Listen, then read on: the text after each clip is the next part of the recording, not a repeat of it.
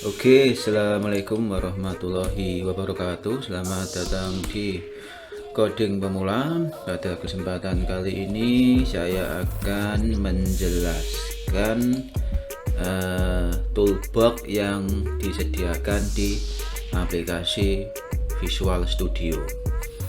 Oke ya, kita buka aplikasi Visual Studio-nya, terus kita buat aja sebuah project baru, yaitu project membuat aplikasi Windows. Kita pakai Net Framework versi 4. Kita namai misalkan dengan nama project 2. Kita letakkan di folder D project, terus kita langsung klik OK. Oke ya, bagi yang ingin tahu penjelasan lebih detail mengenai pembuatan sebuah project Windows App, mungkin bisa lihat di video saya yang sudah saya upload sebelumnya. Oke ya, ketika kita membuat sebuah project baru, yaitu project membuat aplikasi Windows, otomatis akan dibuatkan satu buah item berjenis form. Nah, item ini biasanya terletak di Solution Explorer, akan dimunculkan di sini, yaitu item form di dalam project 2 atau di dalam project dengan nama project 2.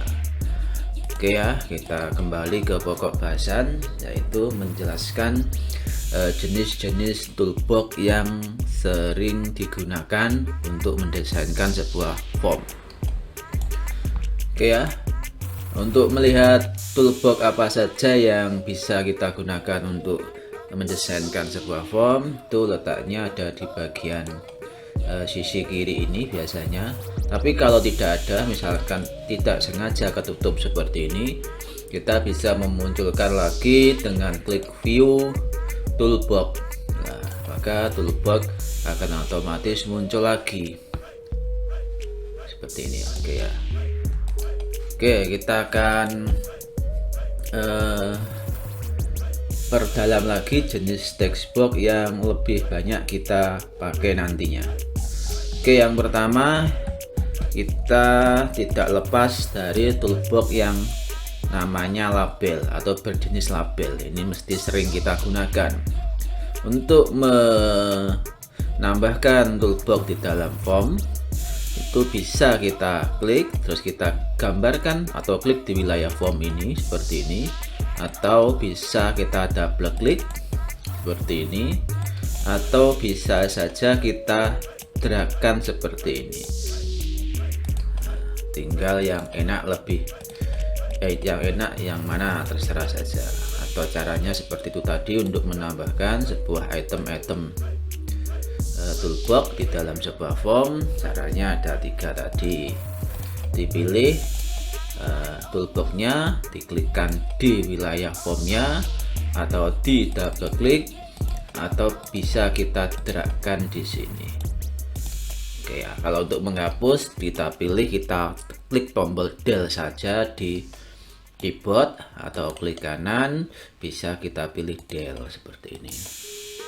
Ini yang perlu diketahui bahwa label-label ini bisa kita copy paste. Caranya bisa pakai shortcut di keyboard Ctrl+C, terus untuk mempastekan kita klik Ctrl+V seperti ini, atau pakai cara klasik klik kanan copy, terus klik kanan paste seperti ini.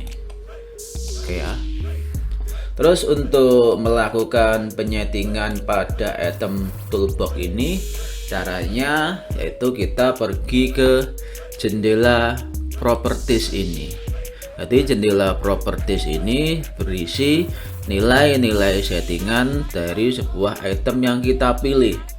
Nah, ini berhubung yang kita pilih adalah item formnya, maka akan ditampilkan di jendela properties ini adalah nilai settingan yang ada di form 1 ini. Ini bisa dilihat ini. Nah, kita bisa merubah nilai pengaturan di form 1. Nanti bisa Anda coba satu persatu, nanti lihat efeknya seperti apa. Kalau untuk form biasanya yang sering diubah yaitu nama dari item tersebut. namanya apa, ini bisa kita ubah, terserah.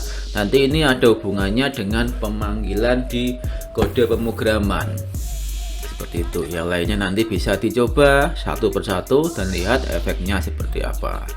Kayak back color ini berarti adalah untuk merubah background dari formnya. Misalkan kita rubah menjadi seperti ini. Oke ya, nanti untuk nilai settingan yang lain bisa dicoba satu persatu. Tapi yang paling sering diubah nilai settingan untuk form yaitu pertama untuk name-nya, namanya, terus ada back color mungkin. Terus yang selanjutnya settingan yang sering diubah di item berjenis form yaitu form border style atau bingkai dari form tersebut. Ini bisa kita pilih jenis bingkainya, tidak ada bingkai dan seterusnya, nanti dilihat efeknya seperti apa. Ini kalau tidak ada bingkai maka tampilannya seperti ini. Kalau fixed single maka tampilannya seperti ini. Kalau fixed dialog tampilannya seperti ini. Kalau disable to tampilannya seperti ini. Nanti bisa dicoba satu persatu. Terus untuk mengembalikan ke nilai settingan default, kita tinggal klik kanan item ini, kita reset, maka akan dikembalikan ke nilai pengaturan defaultnya. Kalau kita ingin merubah properti di toolbox label jenis label ini, ya kita klik saja, kita pergi ke jendela properties. Atau misalkan jendela propertiesnya tidak sengaja tertutup seperti ini, kita bisa membukanya dengan cara klik kanan item yang ingin diubah propertiesnya, terus kita pilih properties, maka akan ditampilkan jendela properties untuk merubah nilai settingan item ini. Untuk item label, nilai settingan yang sering diubah yaitu untuk name, namanya. Terus untuk back color, border style nanti bisa Anda coba-coba kalau diubah nanti efeknya seperti apa. Dan kalau ingin mengembalikan ke default, kita klik kanan nilai settingannya, terus klik reset seperti ini. Ya, nanti bisa Anda coba satu persatu. Tapi yang sering diubah yaitu label, yaitu nama labelnya. Terus yang kedua yaitu teksnya. Misalnya teksnya saya ubah menjadi nama saya Eko Iswanto, misalkan seperti ini. Nah, untuk fontnya, kalau ingin merubah fontnya, kita pergi ke nilai properties font, tinggal diklik tanda kecil ini, tinggal disesuaikan saja. Oke, seperti itu. Untuk settingan yang lainnya bisa disesuaikan atau dicoba satu persatu, nanti dilihat efeknya seperti apa. Oke ya, toolbox yang kedua yang sering digunakan yaitu berjenis text box. Nah, ini text box atau kotak input. Bedanya label dengan text box, kalau label itu tidak bisa menginputkan sebuah nilai, kalau text box ini bisa diinputkan sebuah nilai di dalamnya. Nah, ini tipe text box. Nilai properties yang sering diubah, yang pertama adalah name, terus back color nanti disesuaikan.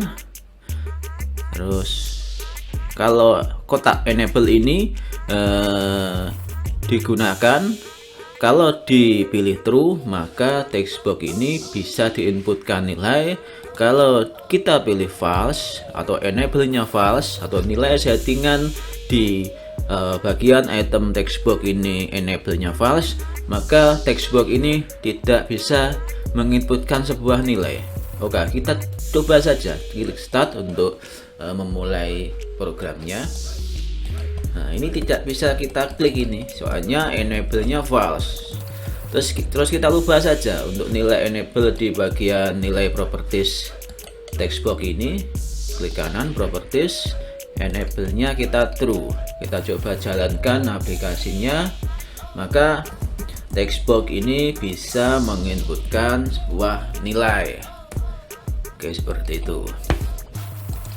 Terus untuk selanjutnya, nilai settingan di textbox yang sering kita ubah, nanti untuk fontnya bisa disesuaikan dan lain-lain. Password char, bukan password char, enggak terlalu penting itu. Ini use system password char ini. Ini kalau kita centang true, maka kita coba saja lihat hasilnya seperti apa. Kalau nilai settingan sistem password char tadi kita terukan, maka ketika kita menginputkan sebuah nilai, maka karakter itu tidak akan ditampilkan di bagian textbox ini. Nah, ini berguna ketika kita membuat semacam inputan password atau kata sandi. Nah, itu nilai properties atau kegunaan nilai settingan use system password char. Kalau kita falsekan, maka karakter yang diketikkan di textbox ini akan terlihat seperti itu. Oke, toolbox selanjutnya yang sering kita gunakan yaitu combo box. Combo box sama textbox ini sebenarnya hampir sama. Fungsinya bisa menginputkan sebuah nilai. Tapi bedanya combo box ini kita bisa memasukkan list data yang bisa kita pilih. Kita coba jalankan dulu untuk mengetahui perbedaan item toolbox di textbox dan item toolbox sebagai combo box. Ini sama-sama bisa menginputkan sebuah nilai yang kita ketikkan di keyboard. Tapi bedanya combo box ini kita bisa memasukkan sebuah list data pada item combo box ini. Cara memasukkan list data, ini kita close dulu untuk bisa mengedit kembali program ini. Kita bisa klik tanda panah kecil ini, terus kita bisa klik edit item. Nah, itemnya bisa kita ketikkan di sini. Misalkan laki-laki, enter perempuan. Untuk beralih ke data selanjutnya tekan enter saja. Terus tinggal kita ketikkan, terus kita klik OK. Ya, kita coba jalankan, start. Kita coba klik panah kecil ini, ya, maka akan dimunculkan item pilihan yang kita ketikkan tadi. Selain dari kita bisa memasukkan sebuah nilai di dalamnya, kita juga bisa memilih list item yang sudah kita masukkan di dalam combo box. Terus nilai settingan atau properties di combo box yang sering digunakan adalah yang jelas name ini biasanya sering kita ubah untuk mempermudah nanti menuliskan kode pemrogramannya. Terus yang kedua mungkin drop down style, ini tipe drop downnya. Kalau kita buat supaya combo box ini tidak bisa diketikkan sebuah nilai, tapi user hanya bisa memilih data yang sudah kita masukkan di dalam list, maka kita bisa merubah tipenya menjadi drop down list. Nah, ini akan berubah menjadi seperti ini, agak oranye seperti ini, oranye abu-abu seperti ini. Kita klik start untuk menjalankan, kita coba. Nah, kalau drop down stylenya kita ubah tadi menjadi drop down list, maka combo box ini tidak bisa kita ketikkan sebuah data. Kita hanya bisa memilih dari list yang sudah kita masukkan tadi. Kalau textbox masih bisa seperti itu. Itu kegunaan dari nilai properties combo box di bagian drop down style-nya. Settingan yang lain mungkin bisa dicoba satu persatu, nanti dilihat efeknya seperti apa. Oke, komponen toolbox yang selanjutnya yang sering digunakan yaitu button atau tombol perintah, seperti button atau tombol yang bisa kita klik nanti. Nanti ketika tombol ini diklik, bisa kita programkan sesuatu program yang kita inginkan. Nilai settingannya di properties nanti tinggal disesuaikan saja. Nah, yang sering diubah yaitu nama dari komponen toolbox ini. Terus yang kedua yang sering kita ubah yaitu teksnya. Ya, teksnya misalkan kita ubah menjadi simpan seperti ini, maka teksnya akan berubah seperti itu. Untuk nilai settingan yang lainnya bisa disesuaikan. Terus komponen toolbox lain yang sering kita gunakan yaitu checkbox atau kotak pilih seperti ini. Ini kita bisa menambahkan beberapa jenis item checkbox. Checkbox ini biasa digunakan sebagai item pilihan. Kita coba jalankan untuk mengetahui item checkbox itu seperti apa, seperti ini. Oke ya. Terus item selanjutnya biasanya adalah apa ya? Radio button. Nah, ini hampir sama dengan item checkbox, tapi sedikit ada pembeda. Kalau radio button itu hanya bisa dipilih satu saja dari semua radio button yang ada di dalam wilayah formnya atau wilayah suatu objek. Kita klik saja, kita coba untuk mengetahui beda antara checkbox dan radio button. Kalau item berupa checkbox ini bisa kita centang semua. Kalau item bertipe radio button maka dia hanya bisa dipilih satu saja seperti ini. Kalau checkbox kan bisa dicentang semua, kalau radio button hanya bisa dipilih satu saja. Oke, untuk nilai settingan di bagian wilayah checkbox seperti biasa yang sering kita ubah namanya. Terus yang kedua yaitu nilainya atau value-nya. Mana coba lihat. Kita urutkan berdasarkan alfabet. Check add ini. Check add true. Kalau check add kita true-kan maka ini secara default akan tercentang. Kalau check add-nya false maka dia defaultnya tidak tercentang. Begitu pula untuk radio button hampir sama untuk nilai propertiesnya. Oke, untuk komponen lain yang sering kita gunakan, sebenarnya ada banyak komponen ya di dalam Visual Studio. Tidak mungkin saya jelaskan satu persatu.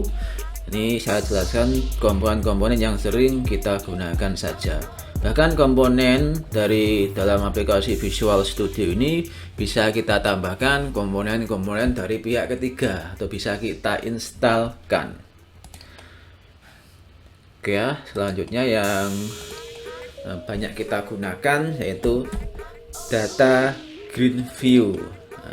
Komponen data green view ini biasanya digunakan untuk menampilkan data dalam bentuk tabel.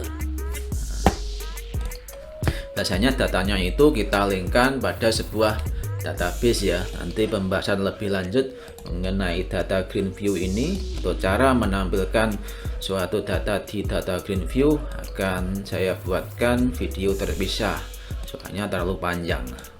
Oke, untuk nilai properties di komponen bertipe data green view ini bisa Anda ubah-ubah di sini dan lihat apa efeknya. Oke ya, ini sudah berapa menit videonya? Sudah hampir 20 menit.